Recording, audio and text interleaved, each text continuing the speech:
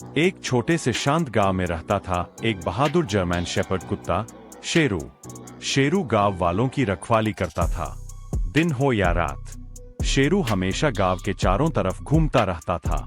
लेकिन एक दिन गांव में कुछ मुर्गियां और बकरियां गायब होने लगीं। गांव वालों को शक हुआ। उन्होंने सोचा शायद शेरू ही जानवरों को मार रहा है। बिना सच्चाई जाने गुस्से में गांव वालों ने शेरू को गांव से निकाल दिया। शेरू उदास होकर जंगल की तरफ चला गया। लेकिन गांव वालों को एक बात नहीं पता थी। जंगल के अंधेरे में रहता था एक भयानक जायंट स्नेक। वह कई दिनों से गांव को देख रहा था, लेकिन हर बार जब वह गांव के पास आता, उसे शेरू दिखाई देता। शेरू की बहादुरी देखकर वह सांप डरकर वापस चला जाता था। लेकिन अब शेरू गांव में नहीं था। एक रात जायंट स्नेक धीरे धीरे रेंगता हुआ गांव में घुस आया। उसकी आंखें चमक रही थीं और पूरा गांव खतरे में था। जानवर डरकर भागने लगे, लोग चिल्लाने लगे।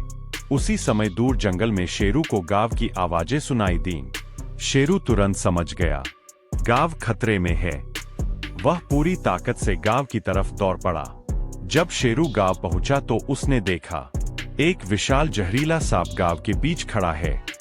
शेरू बिना डरे उसके सामने खड़ा हो गया और फिर शुरू हुई भयानक लड़ाई।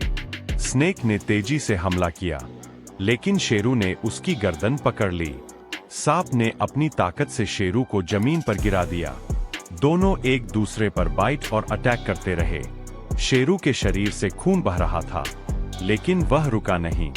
आखिरकार शेरू ने पूरी ताकत से स्नेक की गर्दन पकड़कर उसे जमीन पर दबा दिया। कुछ ही पलों में जायंट स्नेक मर चुका था। गांव वाले यह सब देखकर हैरान रह गए। उन्हें समझ आ गया, जिसे उन्होंने गांव से निकाला था, वही उनका असली रक्षक था।